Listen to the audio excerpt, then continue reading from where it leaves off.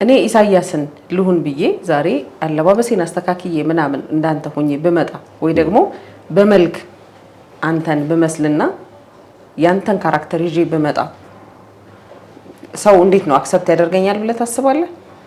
ኢፍ ነው ብንመሳሰል ነው አንመሳሰልም እኮ ብንመሳሰል ምን አለበት እኔን ከምትመሲ ይልቅ ሌላ ሴት ብትመሲ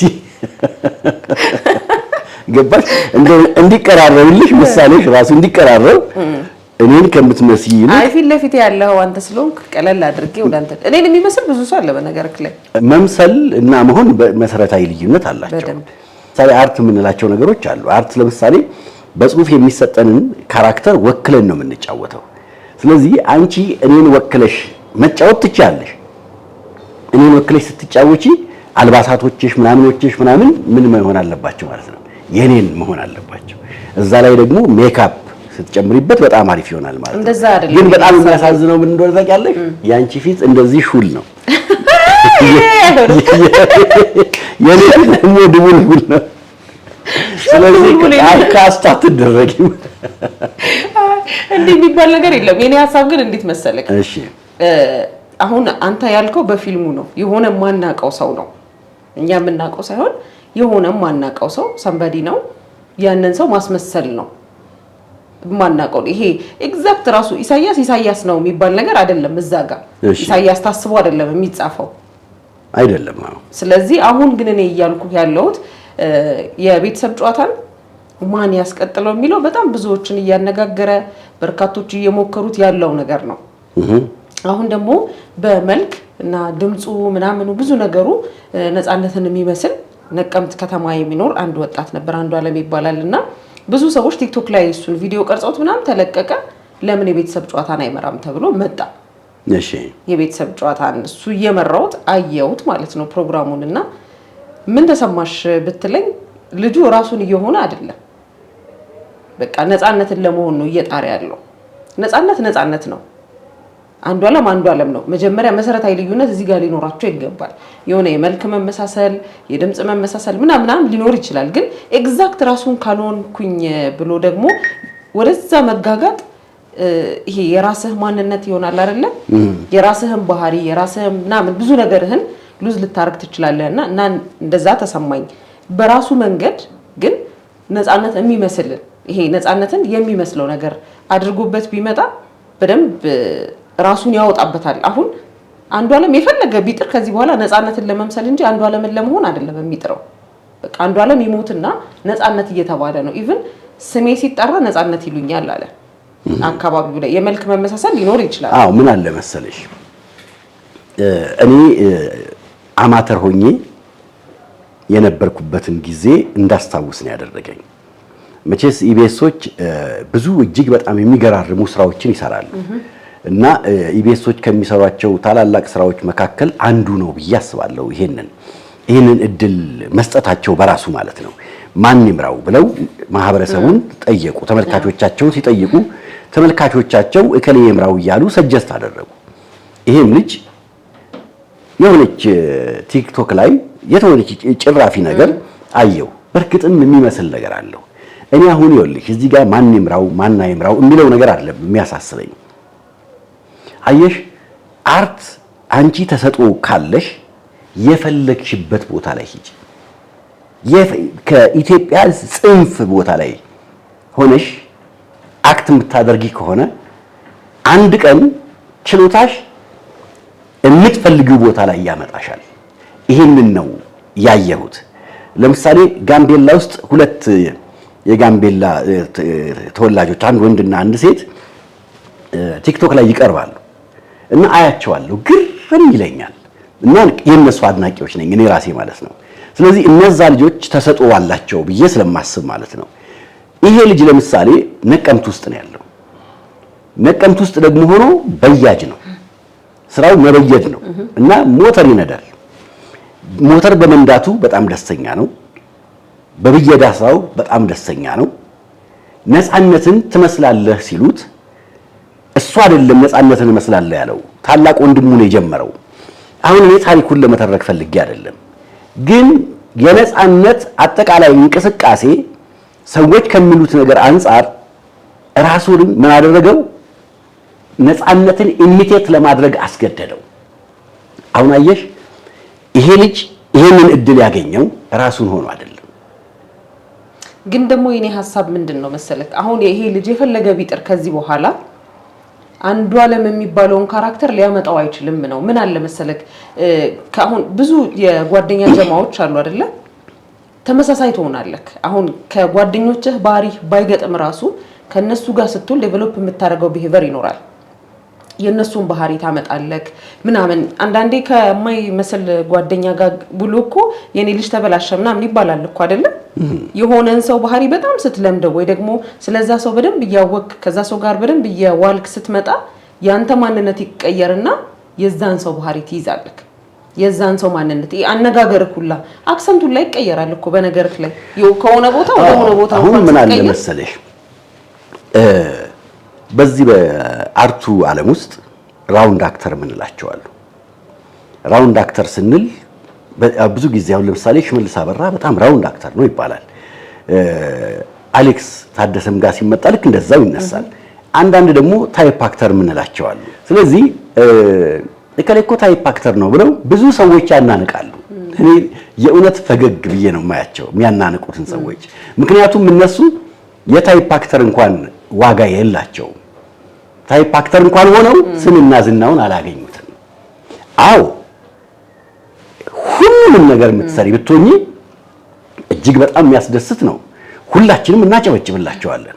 ከወንበራችን ተነስተን አጨብጭበን ደስታችንን አድናቆታችንን እንገልጽላቸዋለን። ታይፕ አክተር ሆኖም ግን በሙያው ተሳትፎ ውጤት ማምጣት ከቻለ እኔ ለሱም ተነስቼ አጨበጭብለታለሁ። ምክንያቱም አንደኛ የወጡ ሰዎች ብቻ አይደሉም የሚሸለሙት፣ ሁለተኛም ሶስተኛም የወጡ ሰዎች ይሸለማሉ። ይሄም ልጅ ከነቀምት ሲነሳ ነቀምት ውስጥ አይን ያገኘው ነፃነትን አስቦ አክት በማድረጉ ነው። አሁን አየሽ እድል ፋንታው ተገኘ። ሰዎች እሱ ላይ ትኩረት አደረጉ። እንደ ነፃነት አክት ማድረግ ይችላል ብለው መድረኩን ካገኘ በኋላስ አሁን መድረኩን ካገኘ በኋላ በሂደት ራሱን እየሆነ መምጣት ይችላል። ሰው ይቀበለዋል። ግን ያኔ አሁን ሰው እንዳልከው እንዳንተ ሐሳብ ከሆነ ሰው የተቀበለው ይሄንን ልጅ ነፃነትን ስለመሰለ ነው። መልኩ፣ ንግግሩ፣ ሁሉ ነገሩ ኢቭን ይሄ የሚያወራበት መንገድ ራሱ ነፃነትን የመምሰል ነገር አለውና ራሱን ሆኖ ሲመጣ ደግሞ ሰው አይቀበለው። የሆነ የሚለወጥ ነገር ይኖራል እኮ። አዎ ለምሳሌ ነፃነትን እንውሰደው። ነፃነት ከኢቢኤስ ወጥቶ ነበረ። ናሁ በሄደበት ጊዜ የናሁ ቴሌቪዥንን ነፃነት ያነሳዋል ተብሎ ታስቦ ነበረ። ዋናው ዓላማና ግቤ ነፃነት ያነሳዋል አያነሳውም አይደለም። ግን ማን የመጣው? እሸቱ ነው የመጣው። እሸቱ ሲመጣ መጀመሪያ እሸቱ አክት ለማድረግ የሞከረው እንደ ነፃነት ነው። የማጨብጨብ ሲያጨበጭብ ሲንቀሳቀስ እያንዳንዱ ነገር። ከዛ በኋላ ግን እሸቱ ውጤታማ የነበረው ራሱን ሆኖ መቆም ሲችል ነው። ገባሽ? ውጤታማ ምክንያቱም እሸቱም ራሱን ችሎ የሚንቀሳቀስ ትልቅ ኮሜዲያን ስለሆነ ማለት ነው። እሸቱ ግን አሁን እዚህ ጋር ከሌ ተጫውቶታል ከሌ በደንብ ይዞታል ሳይሆን የቤተሰብ ጨዋታን ሲመራበት ከነበረውና አሁን ደግሞ ዶንኪ ቲዩብ ላይ የራሱን ይዞ ራሱን ሆኖ ሲመጣ ያለው እሸቱ አንድ አይነት አልነበሩ። እዚህኛው ጋር ሲመጣ በቃ የራሱን ከለር ይዞ መጣ። ራሱ ነው ከመጀመሪያው ጀምሮ የልጆቹን ፕሮግራም እየቀረጸ የመጣውና አሁን አስበው የሆነ ሌላ ፕሮግራም ወይ ደግሞ ዶንኪ ቲዩብን ሌላ ሰው ሲመራው ብለህ አስበው። ሌላ ያጠያየቅ መንገድ ሌላ እንግዳ ሲያመጣ ምናምን ያለው ነገር ለመልመድ እንደ ኦዲየንስ ትንሽ ግር የሚል ነገር ይኖረዋል። አሁን ከኔ አልሰራውም እያልኩ አይደለም። አንዱ ዓለም በደንብ አልተጫወተውም ለቦታው አይመጥንም ምናምን አይደለም እያልኩ ያለሁት። ራሱን መሆን ሲችል ይሄ ልጅ ግን እንዴት ነው የኛ ተቀባይነት? ሲቀጥልስ ደግሞ የራሱን ከለር እየገደለ ነው። እኔ የተሰማኝ እንደዛ ነው ሳየው። እድሉ ስለተሰጠው በጣም ደስ ብሎኛል ስለመጣ። እንደውም ኢቢኤሶችን በጣም ላደንቃቸው ፈልጋለሁ በዚህ አጋጣሚ። ሰሊና ይሄ ልጅ ስንት ፕሮግራም ላይ አየሽው? አንድ ፕሮግራም ነው እኮ የተላከው። እና እንደው አልቸኮልሽም ለመፍረድ? በጣም ወደኸዋል። ልጁ ግን ምን እንደተሰማኝ እንደሆነ ታውቃለህ? አይደለም ስለወደድኩት አይደለም። አንድ ገበሬ ይዘራል። ከዘራ በኋላ ከአፈር ውስጥ አናታቸው ብቅ ሲል ለመብቀል ይሄኛው ገብስ ነው የዘራው ብለን ብናስብ ይሄኛው ገብስ በጣም ይሰጣል። ካደገ በኋላ እንደዚህ ያጎነብሳል። ይሄኛው ገብስ ብሎ ሊተነትን አይችልም። ምክንያቱም ከዘራው በኋላ የአየሩ ሁኔታ፣ ዝናቡ፣ ፀሐያማ መሆኑ እነዚህ ነገሮች በሙሉ በሂደት ሰብሉን እየቀረጹት ገባሽ? ሰብሉን ምርታማ ለመሆን ፕሮሰሶቹን እያለፈ ሲሄድ ነው ውጤታማ የሚሆነው። ይሄም ልጅ ዛሬ ላይ ነፃነትን መስሎ መጥቷል። ነገስ አብረን የምናየው ይሆናል። ቀድመን እንዳንፈርድ ብዬ ነው። እውነት ነው። እድል ፈንታ ከሱ ጋር ናት እያልን ነበር ቅድም። ስለ እድል ደግሞ ካወራን አይቀር ሌላ አንድ ያስገረመኝን ነገር ልጨምርልህ። እሺ። እስማማለሁ አልስማማም ፕሮግራሙን ታስታውሰዋለህ? እስማማለሁ አለ እንደ እሱ ፕሮግራም አለ። እንደ አዲስ ከተወሰኑ አመታት በኋላ በአዲስ መልክ አባይ ቲቪ ላይ ፕሮግራሙን ጀምሯል እና የባል ፕሮግራም ነበር የተላለፈው። በጣም በሚያስገርም ሁኔታ እድለኛ ነው ልላት የምችለው የመጀመሪያው ኤፒሶድ ነው። ከዚህ በፊት የመጨረሻው ትልቁ ገንዘብ የነበረው 50 ሺህ ብር ነበር። ሰዎች የመጨረሻው ጣሪያ ብለው ሊያገኙት የሚችለው ይሄ ባንከሩ ከሚሰጠው ብር ውጪ ማለት ነው በእድላቸው የሚያገኙትና ያሁኑ 1 ሚሊዮን ብር ነው። ገስዋት ምን እንደተፈጠረ 1 ሚሊዮን ሎተሪ በለው። በመጀመሪያው ፕሮግራም 50 ምትኬ 1 ሚሊዮን ብር አሸነፈች። 50 ምትኬ እንኳን ደስ ያለሽ። የ1 ሚሊዮን ብር ጌታ ስለሆንሽ ማለት ነው። በነገራችን ላይ እንግዲህ ሎተሪ ሰዎች ሲደርሳቸው ወይም እንደዚህ አይነት ትልቅ ብር ሲደርሳቸው ምን መደረግ አለበት? ሰዎች አማካሪ ምናምኖች መምጣት አለባቸው ማለት ነው። ይኖራል እኮ ራሳቸውን ችሎ እኮ የሚመጡ ሰዎች ይኖራሉ። በብዛት ግን ብድር ጠያቂዎች እንደዚህ አድርግልኝ የሚሉህስ እንደዚህ ሆኜ እንደዚህ እኮ መክፈያ አጥቼ እንደዚህ ገብቼ በጣም ብዙ ሰዎች ችግራቸውን ይዘው ወደ አንተ ይሄ በፊት የማያውቅ መንገድ ላይ ሰላም የማይልክ ሰው ሁሉ ደዋይ ይሆናል። ምን ነው ሎተሪ ደርሶሽ ነበር እንዴ? ነው ወይስ እንደው ድንገት ከፍ ያለ ገንዘብ ብትኖርብሽ ነበር? ከዛ ልትመጡ ደግሞ እናንተ እኔ ጋር ልትደውሉልኝ አይ ነበር ነው እኮ ቢሆንም አሁን ቢኖር ነው ሊተወቃ ሰለሞን አስመላሽ በኢትዮጵያ የጋዜጠኝነት ሙያ ማለት ይቻላል ወይም የሲኒማው ኢንዱስትሪም ማለት ይቻላል ከፍተኛ አስተዋጽኦ ያደረገ ነው። በሲኒማ ኢንዱስትሪ ውስጥ መጀመሪያዎቹ አካባቢ ፊልሞችን በማሳተም ረገድ ትልቅ አስተዋጽኦ አድርጓል።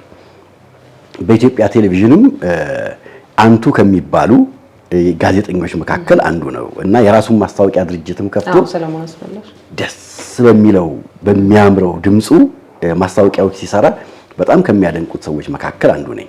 እስማማለሁ አልስማማም ፕሮግራም በራሱ ደግሞ አዝናኝ ነው፣ አስተማሪ ነው። እንደፈለግሽ አድርገሽ ሞልድ ልታደርጊው የምትችው ፕሮግራም ነው እና እጅግ በጣም የታገለለት ለፕሮግራሙ ማለት ነው ብዙ ቻሌንጆች የገጠሙት እና አሁን ደግሞ ተመልሶ መምጣቱ የሰለሞንን ተስፋ የማይቆርጥ አይበገሬነትን የሚያሳይ ነውና እንኳን ደስ ያለ ተመልሰ በመምጣትና ደግሞ 1 ሚሊዮን በመሸለምህ። አዎ እዚህ ጋር ባንከሩም ባይታወቅ እኔ ከዚህ ፕሮግራም ምኑ ደስ ይለኛል መሰለ በፊትም ሳየው ባንከሩ ምን አይነት ሰው ይሆን በቃ አይምሮዬንም ይዘው ማለት ነው። ባንከሩ ደወለ ምናምን ሲባል ይሁን እንደ ትሬንድም ይወራ ነበርኩ። ባንከሩ ደወለ ልጥጥ ነው ማለት ነው። ሲደወል ምናምን ባንከሩ ደወለ ምናምን ይባል ነበር በፊት። ያው ሰው እንደየራሱ ኤክስፒሪየንስ ነው የሚወስደው እና ባንከሩ ደወለ የሚለው ወደ ድሮ ነው የመለሰኝና ባንከሩ የሚባለውን ሰውዬ በቃ አይምሮ የሳለው የሆነ ባንከር ሰውዬ። ግን ባንከሩ አንቺ ጋር ደውሎ ነበር እንዴ? ባንከሩ እኔ ጋር ከደወለማ የሚያስመርጠኝን ብር ስለሆነ የምነግርህ ቀጥሎ መልሳ እኔ ጋር ደውል ስለሆነ እኔ እናንተ እዚህ ጋር ደልያይ አበድርኝ ሊመጣ ነው። ችግር የለም እኔ ካበዳሪዎች ወገን ነኝ። ፕሮግራማችንን እንዲህ እያለን ወደዚህ አምጥተነዋል። እናንተስ የአንዱ ዓለም የቤተሰብ ጨዋታ መምራት እንዴት እየተመለከታችሁት ነው? ወዳችሁታል? አልወደዳችሁትም? ኮሜንት ላይ ያስቀምጡልን።